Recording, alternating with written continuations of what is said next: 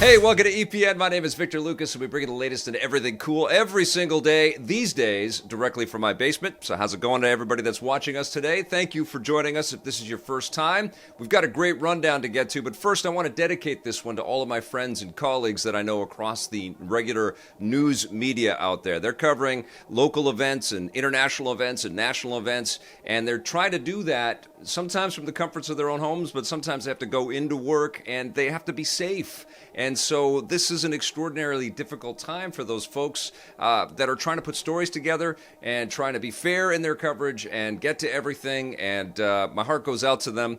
And they also have to report on some pretty bleak stuff out there as well. So shout out to everybody that's working in news. I hope you are doing okay and you're being safe. Let's get started with the rundown. It sounds like we're going to have to wait a while for the next Grand Theft Auto, but that could be good news for the people making it. Kotaku has published a lengthy article detailing the changes that are happening behind the scenes at developer Rockstar Games, and it includes new info about GTA 6. Citing unnamed sources, Kotaku reveals that Rockstar has changed their corporate culture to address the controversial issue of crunch time, which became a major problem for the studio during development of their last game, Red Dead Redemption 2. Some developers were reportedly forced to work as much as 100 hours a week in order to finish the game, but since then, Rockstar has changed how they schedule development to reduce the need for overtime. For example, with the next GTA, Kotaku reports that Rockstar is planning to release it with a smaller scale than the last one, but over time make it bigger with incremental updates. They hope this will prevent the development team from experiencing the same kind of crunch that went into Red Dead Redemption 2, but we'll have to wait and see how things go closer to launch. There's still no official news about the next GTA, but Kotaku's sources claim that it's still in the early stages of development, so there's no telling how long we'll have to wait. I think this is probably a healthy response to what went down with Red Dead Redemption 2. All kinds of information came out about how difficult it has been to work at Rockstar over the years in various capacities. I've got a lot of friends that worked at Rockstar Vancouver, and a lot of them are Facebook friends, and every once in a while something leaks out about the excruciatingly difficult time that they had working at Rockstar Vancouver, and my heart breaks for them. But truthfully, the video game industry is, it's still a very young entertainment industry, and there were a lot of hard lessons learned, and games were made by very young people for a long time. They're not so young anymore. There's a lot of people that I know that have a little bit of gray in their hair in the video game industry these days. But when you were, younger and a part of a thriving and vital and growing business like video games, it became incredibly easy for people to really overwork, and companies took advantage of that, and that is just not healthy. And I think what's happened is that the video game industry, like a lot of creative mediums, has matured to a point where there's lessons learned in the development process. There's a lot of off-the-shelf middleware. There's lots of things to help, make the job of building something like this less stressful and less time-consuming and less exhausting. And there's also been a lot of data pointing to the fact that if you just are constantly working at that state of burnout, people get sick and the work doesn't really benefit. And so the business has matured. And so this is a direct result of that. Rockstar sort of saying, okay, we've learned our lessons. We're going to treat our people better, and it may impact, the delivery schedule. But I think we as players, especially us that have been playing for a long time, we also care about the health and welfare of the people that build our entertainment, and we don't want them to, get sick making the things that they love to do. So hats off to you, Rockstar, and to all of the employees at Rockstar. We love your games. The sales prove that. And the continued kind of access points into your online versions of your games continually prove that as well. Just stay healthy, stay safe, and make us something awesome. If you're tired of all the remasters and remakes of classic games, you might be going through a bit of a crisis right now. No, we're not getting a new Dino Crisis. Crytek is working on a new remastered version of their 2007 shooter, Crysis, coming to the PC, PS4, Xbox One, and Nintendo Switch. When the original game was released, it was a showcase for the next generation of graphics, pushing high-end PCs to their limits. The EP team even had to get a new gaming PC just to play it. Since 2007, those next-gen graphics have become last-gen and are soon to be last-gen, so hopefully the remastered version makes it look better than ever. Oh my god, I love that Crysis game so much. It was such a cool experience. All of the high-tech options in the suit, all of the superhuman abilities that you were gifted as you progressed through the game. It was crazy crazy cool. You know, lots of whiz-bang features and flourishes through the game as well, but it just felt amazing. You really felt like a superhero in a first-person shooter. I am super excited to dive back in. I'm sure the AI has suffered. I'm sure there's going to be some creaky looking and feeling elements within the game itself, but, you know, I loved it when I played it. We were blown away by the technology that was on offer, and I can't wait to see how it stacks up in 2020.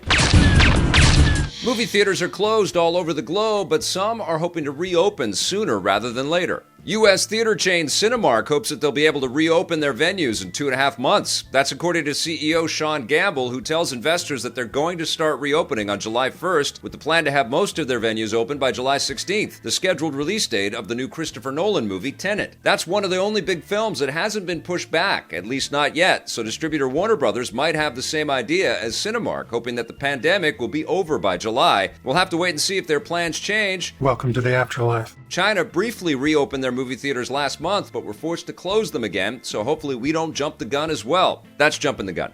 Yeah, we don't want to do this until the health officials say, you know what, it's time to open the movie theaters again. We don't want the CEOs of movie theater companies making medical decisions and scientific decisions here. We understand the business is taking a massive hit and the studios are eager to get their films out there, but they're not going to get people into the movie theaters. You know, it's crazy to be trying to force this to happen before it's time. It's just going to, you know, create another wave of cases and a lot more people getting sick. And that is just foolhardy. It's crazy for people to start thinking like that.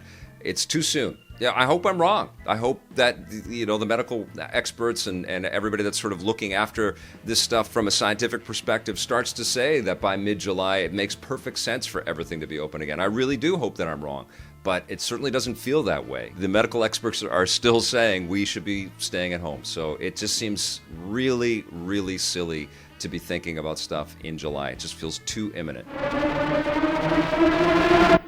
Hollywood is moving forward with a very puzzling video game adaptation. The new TV series, based on the PC puzzle game series Myst, is one step closer to reality. Deadline reports that the adaptation has tapped screenwriter Ashley Edward Miller, who previously worked on Thor, X-Men First Class, and the pirate TV series Black Flags. A first-person puzzle game like Myst might not seem like an obvious choice for a narrative-based TV show, but the game actually has decades of pre-established lore, which has been explored in not only the 6 different games, but a series of tie-in novels as well. Expect the show to expand on the mythology, and best of all, the original game's creators, Rand and Robin Miller, are serving as producers. I never got into Myst, but I know a ton of people did, and I also know that there was a ton of work going into the crafting of narrative and storytelling, and there were lots of characters and lots of different... I remember the full motion video sequences in the game, and they were amazing back in the day, but, you know, I just didn't dig the gameplay. I just found it too plodding and too slow and confusing for me, for my little pea brain. But I completely understand why Hollywood is exploring this as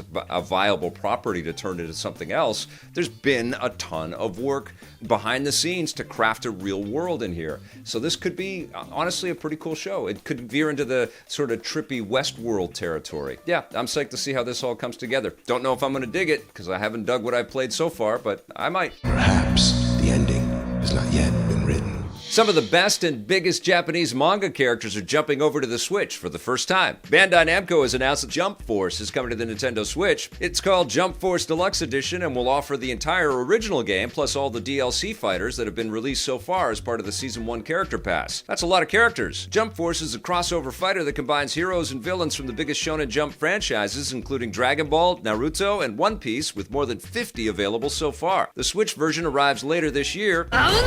Before that, Namco Bandai has also announced that My Hero Academia protagonist Shoto Todoroki will be the first fighter to join the existing versions of the game as part of the Season 2 Character Pass. It begins rolling out this spring. This Jump Force game was actually pretty cool. It looked like the manga characters were converted into anime, and then they were fighting against, like, photoreal backgrounds, which was trippy. You know, like, there was a ton of character, clearly, and lots of different flashy moves and stuff, but it almost felt like there was an incongruity when I played it originally, but I did dig the aesthetic for sure, and it's really fun to see all of these different characters smashed up like Smash into a game like this. So, you know what? I'm actually looking forward to checking this out again. I'm going to ask Namco Bandai for a review code for the Switch, and I'll get a review out for you guys.